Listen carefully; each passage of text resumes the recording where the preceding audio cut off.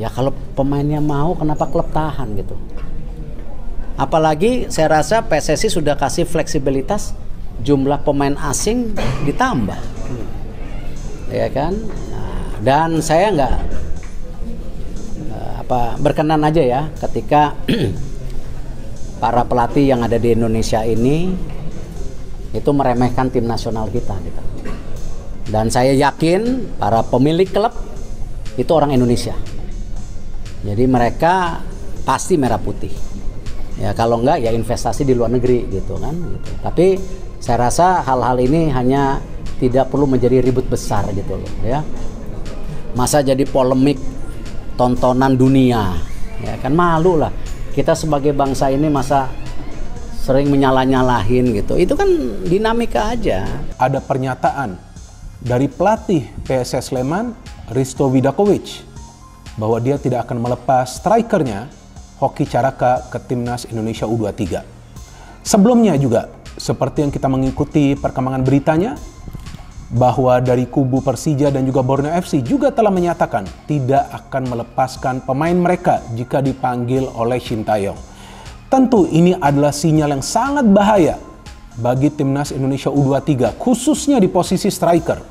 Selain itu juga, sampai hari ini belum ada kejelasan apakah Rafael Struijk akan dilepas oleh klubnya untuk membela Timnas Indonesia U23.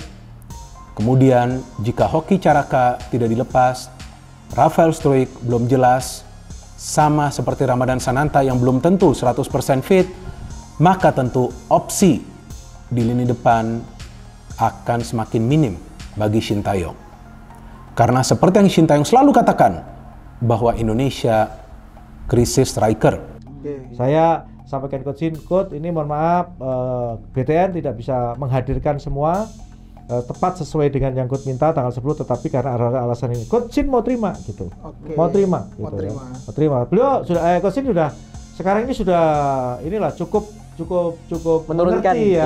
Cukup menurunkan tensinya gitu. Betul. Walaupun selalu saya yang komunikasi terus supaya bisa mengikuti irama kita yang ada di sini ini gitu. Namun pada kenyataannya kan kita tahu setelah tanggal 10 ini jawaban kita komunikasikan itu jawaban dari dua klub itu tetap menolak untuk mengirim kan begitu. Padahal nama pemain itu betul-betul memang dibutuhkan oleh Coach Shin. Itu Coach Shin kecewa banget itu. Kecewa banget. Kecewa banget. Karena pemain andalan ya salah satu pertama Rizky Ridho ya. Ya memang kita ngomong sebutlah nama Rizky Ridho. Kenapa? Karena memang kita tahu Rizky kan memang selama ini yang bisa jadi penenang anak-anak semua. Ketika dia kan kapten satu, dewasanya sudah kan. Saya lama sama di timnas ini dan Ridho selalu ada di situ. Saya tahu bagaimana Ridho bisa membangkitkan semangat anak-anak. Jangankan itu, ketika SEA Games kemarin anak-anak ditegur saja sama pelatih Rizky Ridho, Coach jangan begitu. Nah berani dia, artinya iya itulah sosok itulah yang saya acungi jempol lah Rizky. Bagus dia, makanya anak-anak seusianya dia memang kita butuh orang leader yang bisa membawa suasana adem, dingin, dan moralnya anak-anak bisa terangkat gitu. Makanya ya tidak salah kalau Coach Shin marah gitu. Sekarang saya mau bilang, Sen sama Pratama mana yang lebih bagus? Mana yang lebih berhak jadi bek kiri? Ya itu kan akhirnya debatable, artinya soal teknis lah, pelatih lah. Tapi kan kita lihat kalau Piala Asia kemarin kan Pratama Arhan yang pertama. Lalu kalau itu yang menjadi pilihan 1 dan 2, apakah Edo Febriansyah yang main di Persib Bandung itu jelek? Enggak. Saya bilang enggak. Apakah Stefano Lillipali lebih jelek dibandingkan Witan sama Egy? Enggak. Egy sama Witan enggak kasih apa-apa kemarin kalau kita mau bicara. Yakob Sayuri justru yang kasih apa-apa buat timnas kita. Kasih sesuatu maksud saya. Gitu. Jadi apakah semua pilihan STI juga tepat? Menurut saya belum tentu. Jadi jangan selalu anggap itu dewa gitu loh. Ada sesuatu yang mungkin kalau pelatih baru akan lihat hal-hal lain gitu loh dari pemain kita gitu. Nah Dio, atas dasar apa Nadio kemudian sekarang menjadi cadangan katanya? Kesalahan di Irak 5-1, kebobolan 5 gol. Lalu kemudian dia nggak ikut TC ke Turki, dipilihlah Sahrul Tisna. Karena Sahrul Tisna lebih tenang dia bilang, tidak banyak kebobolan. Artinya apa? Berarti dia menimpakan kekalahan di Basra Irak itu pada Nadeo dong. Dengan kalimat itu. Apakah Nadeo tidak lebih tenang dibandingkan Sarultina? Belum tentu loh. Apakah Sarultina tidak lebih banyak kebobolan dibandingkan Nadeo? Belum tentu loh. Buktinya waktu lawan Libya dilibas 0-4. Sarultina akhirnya nggak ikut ke Piala Asia karena dicedera. Kan begitu. Apakah Sananta lebih jelek daripada Rafael Struijk? Kan belum tentu juga.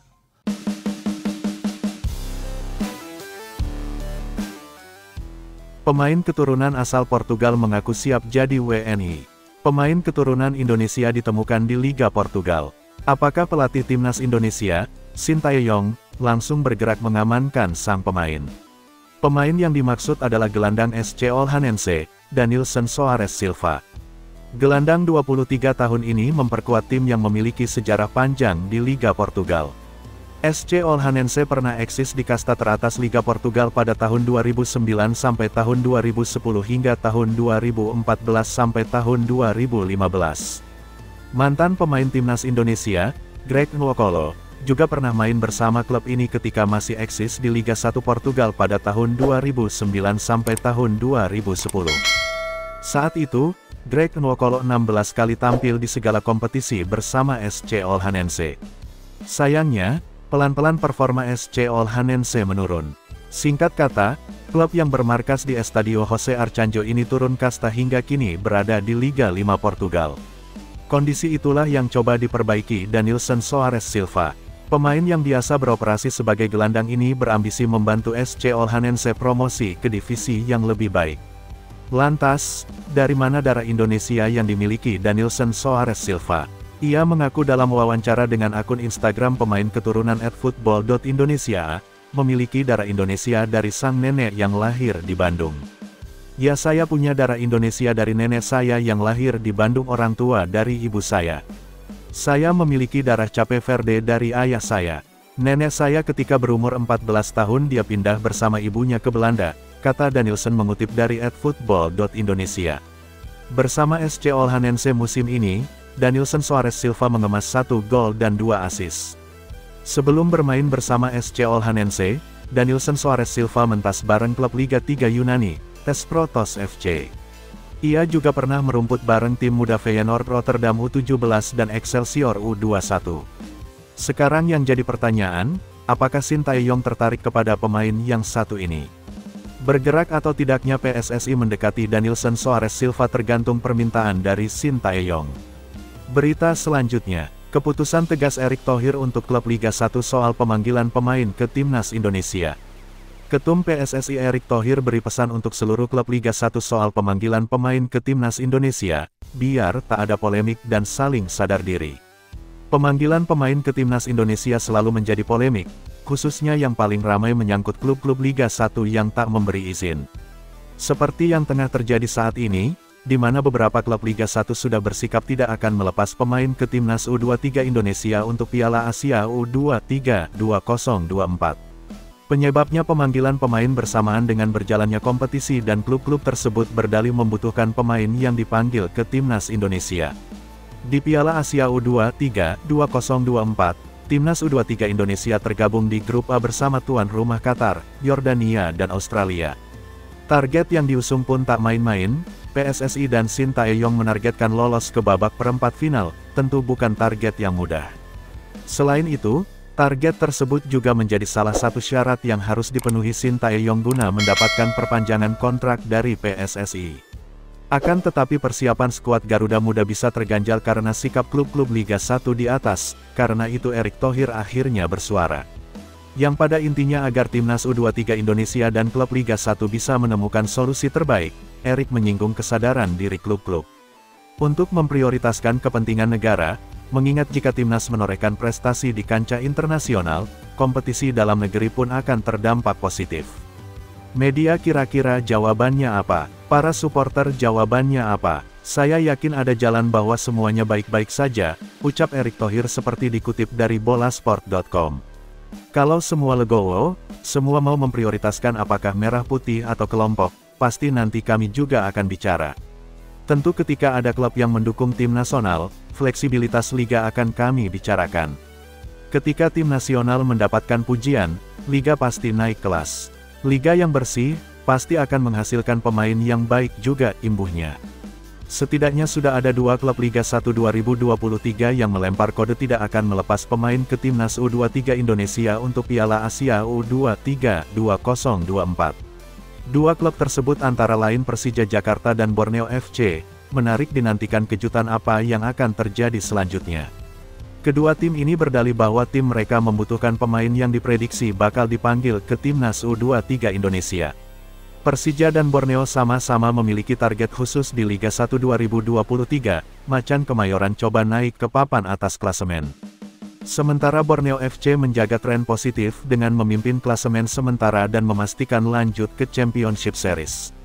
Akankah kedua tim tersebut tetap akan mempertahankan pemain yang dipanggil? Atau malah sebaliknya, dilepas ke Timnas U23 Indonesia?